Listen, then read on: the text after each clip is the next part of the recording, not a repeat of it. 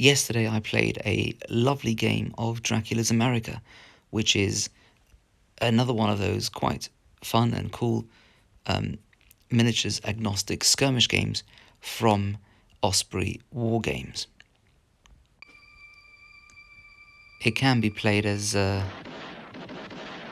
standard Old West skirmish game, but the game is based on the wildly entertaining premise that President Lincoln gets assassinated in the theatre by the acolytes of Prince Dracula, who becomes Dracula, president for life of the US. And it's a lot more fun to play with the second half of the rules, which kind of have all these evil and weird and fun and good and bad factions, not unlike, frankly, Necromunda or probably Legends of the Old West, kind of duking it out together in the Old West. There are a few fun mechanics that make this different, and one of them is each player gets a deck of playing cards, normal standard playing cards, so you feel like you're kind of in a saloon in the Old West, and you get half the number of cards for the number of players, the number of figures you have on the table, rounded up, plus one for your boss if he's on the table. And so that gives you, so I had 9 crew, so that gave me 6 cards, and blacks take precedence, and it's aces high, and so for each turn, you've got to recognise that not every one of your guys is going to go, so you've got to be strategic about it, and you and your opponent each time put down one of your cards, and whoever wins the placing down of the cards, whoever's got the higher card or the black card first, and then the higher of the black or reds, they can either get 2 of their guys to do 1 action each, or they can have 1 guy do 2 actions, and the actions are what you would expect. You can move 4 inches, you can shoot at someone, you can stand there and thwack someone, and if you've moved and you've contacted someone, then there's going to be a fight. Or you can go on lookout, which is basically Overwatch. As you flick through the book, there is oodles and oodles of flavour. They're a kind of Confederate Pale Rider character you can hire. A lot of great focus on Native American folklore. I mean, I'd never really heard of a Wendigo. Plenty of fire and brimstone. Angels of the Lord flying about. And plenty of scope for weaving in models and bits and pieces from your fantasy miniatures of yore. It's a real shame. I think this game is basically bombed in that there's no more support for it, and I don't get the sense lots of people are playing it. But the mechanics are perfectly great, and here's a few more. Weapons have a short, medium, and long range. Nothing to write home about there. But every miniature is only going to be one of 3 different tiers. They're going to be a novice rolling a d6 for everything: shooting, combat, kind of panic tests and damage tests if they're downed, or they're a veteran rolling on a d8, or they're a hero, a living legend of the Old West rolling a d10. You won't have too many of those. And whenever you roll a dice, be it a d6, a d8, or d10, you're only looking for a 5 or more. So obviously, the better skilled you are, the easier it's going to be for you to score a success on a 5, and the less maths we all have to do. And so, for example, when it comes to shooting, you roll 3 of your d6s, or d8s, or d10s. Obviously, chances being greater if you roll d10s. You get exploding dice. So if you roll the top whack, a 6, an 8, or a 10, it explodes. You get to roll another dice. Not unlike Mantic Games' Dead Zone. And there aren't too many modifiers. If you've got cover, then the person rolling to hit you rolls 1 fewer dice, so 2 dice. And if you're at long range, they would roll 1 dice. So you basically want to keep yourself away from guys with rifles and behind cover. Rifles do frankly tend to dominate. And if you do manage to hit someone, let's say you rolled 3 dice and all 3 were successes, it's, you've really peppered the person, then they've got to save on a 7 plus. Now let's say they're only a novice, so this is going to be tough. They've really been shot up, so they can only roll a maximum of a 6, but it's the difference between what they're required to get, here a 7, and what they roll. So let's say they miraculously roll a 6, the top whack. So there's only a difference of 1 between the 7 plus they needed, the 6 they got. And you look at the damage chart, 1 to 2 means you're just shaken, which means you can only ever roll a maximum of a d6, which doesn't make much of a difference if you're already a novice. If the difference between what you needed to roll, so you needed to roll a 7, let's say you rolled only a 4 on your d6, well, you're downed and all you can do is kind of crawl around. Every turn you kind of roll a few dice to see if you stand back up again or drift off into unconsciousness. Or if you'd rolled a 2 on your d6, you needed a 7, well, that's a difference of 5 and you're just straight off the board. You can hire arcanists who have a bit of fun with magic and summoning and casting and spells flying about, with generic beasties and very specific lore-rich beasties for the various factions of the Old West. The kind of generic, simplified, streamlined nature of all the various roles I described before is given a lot of flavour by skills you can allocate your various crews as you develop over time, not unlike Necromunda. As your crew develops, you get more cash and you can buy more cool stuff.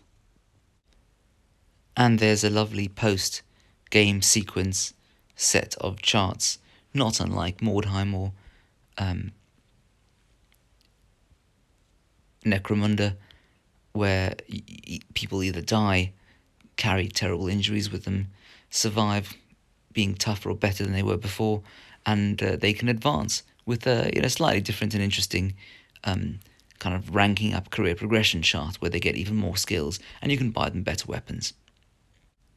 And there are a couple of expansion books giving you some new factions like the Black Dragon Top, some kind of good-natured East Coast style witches of Salem, a whole Cthulhu-type faction, which is something which has always escaped me, not really been into Cthulhu, and generally more beasties. Alas, not Mexicans, for those looking for. So if you're looking for a from dusk till dawn kind of vibe, you'll need to skin your own crew with Mexican miniatures. But looking ahead, let's look at my stuff.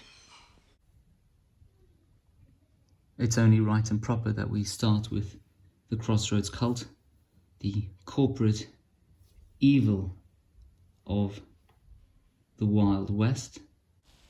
Obviously behind the drive to the Pacific on the railroad is the evil Wolf of Wall Street that is Leonardo DiCaprio with a little goatee.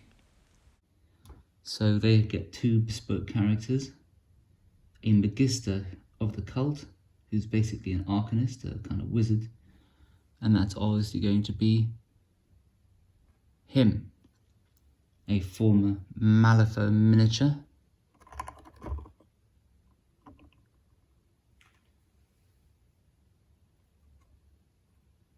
rebased for modern use because Malifaux became too much of a headbang for me, not in a good way.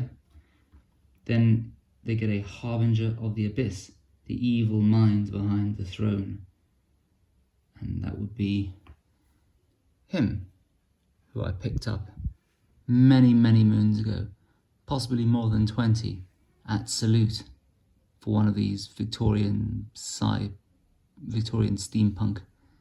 collections. I don't even remember who he is from, possibly the Honourable Lead Boiler Company. Who knows if he's still sold, and he sat in the lead pile for a long time.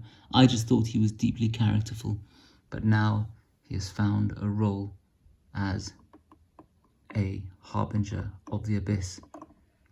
with bits of Games Workshop-y things stuck to his base, and of course a bit of blood. And he's been carrying out all manner of weird demonic spells, calling upon Satan and such like.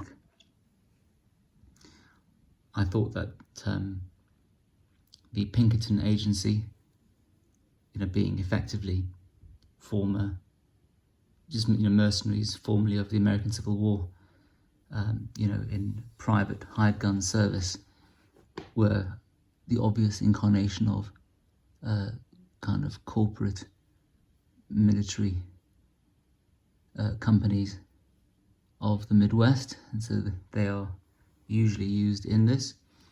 And then every faction gets the call. Well, Arcanists can summon various levels of beastie, and so I've used these. He's also formerly of Malifaux, rebased. He didn't take very long to paint. It's just a bit of a dry brush job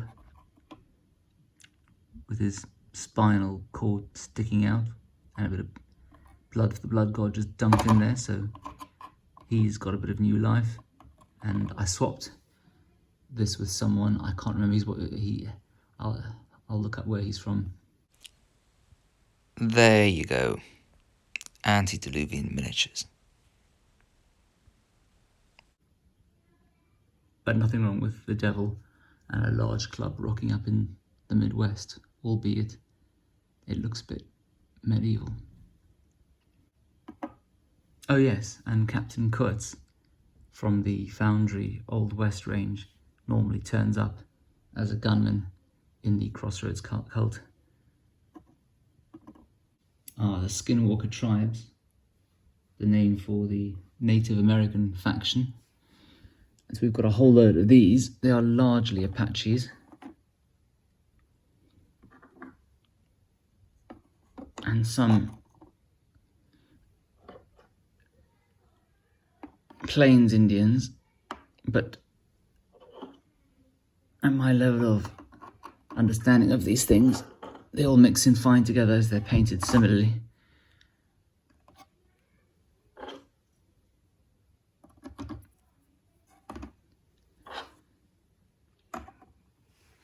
And there are actually different rules in Dracula's America for Plains tribes, woodland tribes, and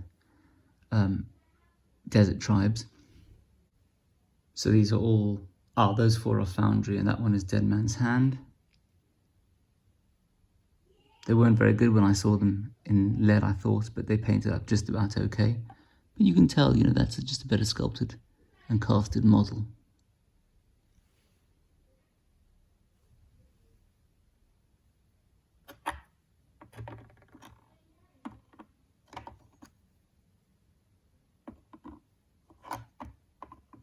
I didn't spend very long painting them, as you can see. And if someone can tell me why the black of all colours always seems to chip.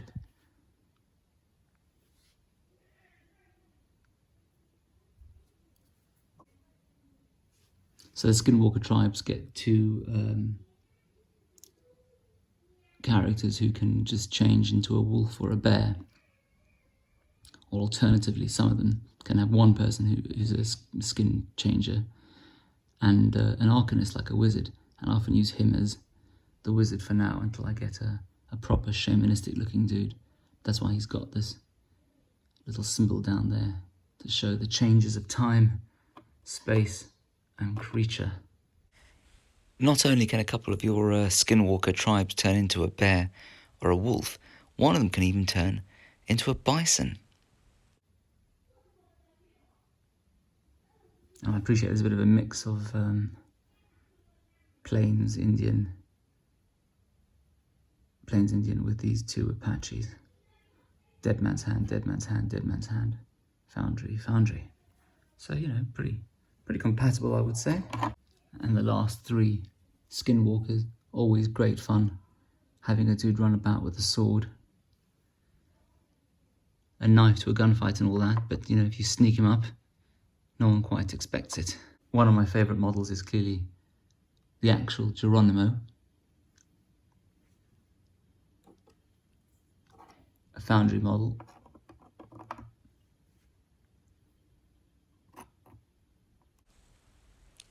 What a likeness. You've got to love Mark Copleston.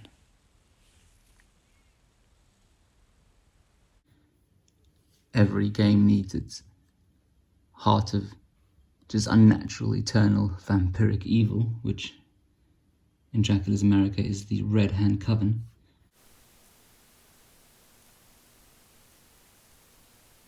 Ouch.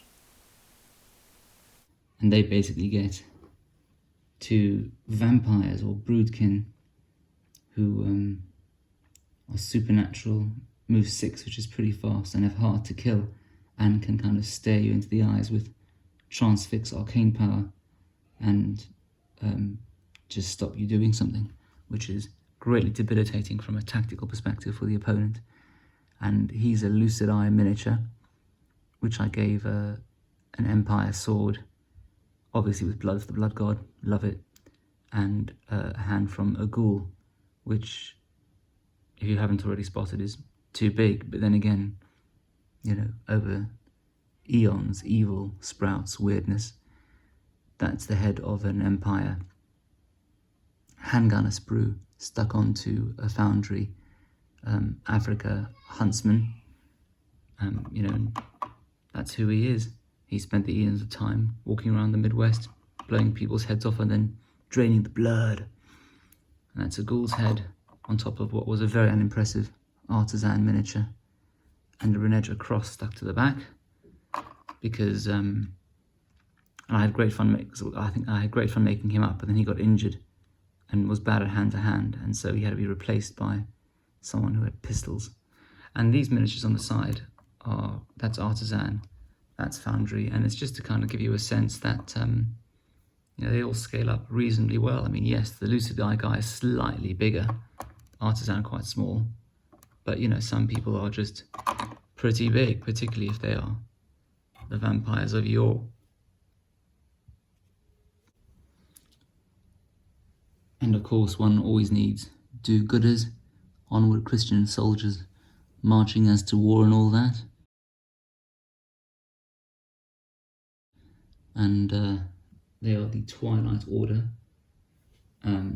who are kind of like basically the Knights Templar transmuted into the New World from the Holy Land, and now come with 2 Crusaders of the Order who get nerves of steel and a suit of armour, counting as boilerplate, kind of Ned Kelly style, and each loaded with free silver bullets. And so that would be him with his kind of vials of holy water there and machete of Christ, and Stake over there. And I can't remember quite where he's from. I'll look it up. He's a lucid eye miniature with a shotgun crafted onto his hand, because underneath there he's obviously packing his armor. So that would be, these 2 would be the Crusaders of the Order, and these 2 are foundry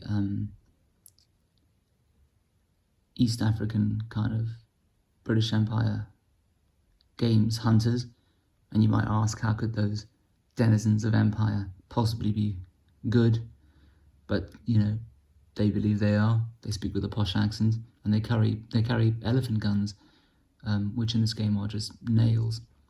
And then that fellow, given him a 2-handed weapon, he looks like, you know, Dr. Watson gone nuts with a medieval London museum's armoury. And so, hey, why not? And so those were the kind of hearts of the cause of the various factions, the flavoured ones. But the rest of these guys are just, you know, gumps with pistols and rifles who fill up the ranks. And I think she's Foundry, Africa Range, Artisan, Pulp Miniatures. I think they're American mercenaries in the Mexican Revolution, but you know, the Marlboro Man, I'm sure, started his career back in the 1860s in the Midwest proper, and so why not? Oh God, is it chipping already? Artisan and Foundry. The original Foundry were really pretty small, as you can see. Small even by the scale of Artisan, and small by reference to even later Foundry. But, you know, as we always say, people are different heights. I mean, you'd expect the Marlborough Man to be a bit taller than everyone. And these are all also just random gumps. Very early Foundry, Artisan, Artisan, early Foundry, later Foundry, possibly Mountain Man range.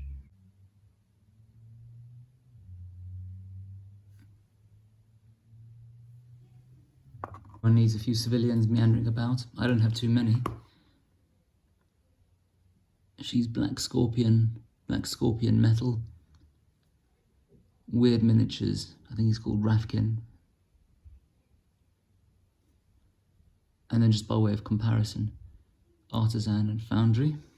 And then every game has creatures you summon or zombies meandering about.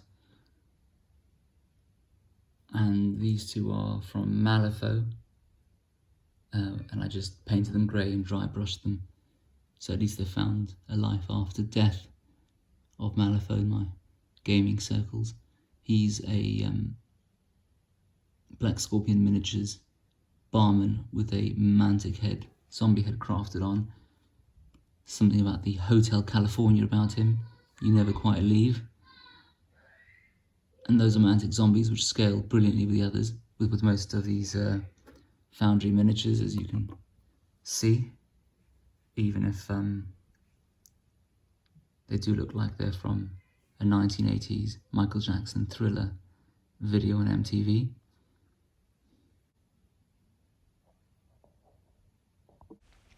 And then to an example of the game that I played, which was the other night. So you can see all the terrain set up. The Apache Moon, my crew, were in the bottom right. The runaway slaves were up in the top left over there. And the scenario was very simple. It was just showdown, run out and just kill people. You got victory points depending on whether you took out a novice, a veteran, or a kind of a legend of the Old West. You can see the cards piled up there in the corner, in the top right, you know, as we were working out who would get to go first per activation. I basically just rushed my guys up. If you grab passing civilians, you can grab them as hostages, and so if you take a hit, you can just pass on the damage to the hostage. And so I legged them all up, getting the Wolfie up there, and I've perhaps foolishly pile-dived the novice with a pistol and a sword straight into the enemy leader, thinking, if I don't use him now, when will I? But it worked out. I downed him. That's how it looked from the perspective of the congregation, the voodoo-worshipping runaway slaves, and they did very well. Initially, they took a few good shots of my guys who had foolishly rushed up, and they released an evil kind of summoned entity to kind of crash into me, and my opponent persuaded me it could grab civilians hostage, which I'm not sure is right, but hey, all in terms of the flow of the game, it all worked out fine. And his novice with a musket took out one of my novices, and so perhaps my initial charge didn't look great. But actually the Apache's hand-to-hand proclivities started to bear fruit, and I started to chip away at my opponent, downing a few people. In the last game, I learned to, my great detriment, that letting my opponent get on top of that gallows and just start taking people out with a +1 bonus, a +1 dice shooting bonus for being higher up, just led to huge mayhem. So this time I ran up there and caused a little bit of damage, not as much as my opponent, but it started looking bad for him. And so my opponent just skedaddled, which was fantastic. I know it's not very gracious of me, but the last time he just wiped me, and so after I think it was 3 or 4 turns of just an Apache kind of strategic kind of bullhead charge around the left and the right flanks. The runaways just legged it. Anyway, I hope you've enjoyed this. Well done for watching to the end if that's what you've done. Do like this to show me that there is some interest. Do comment if you have anything interesting to say about other rule systems we could try for Old West, or any painting tips. And of course, if you want to see what else is in the garage, do subscribe.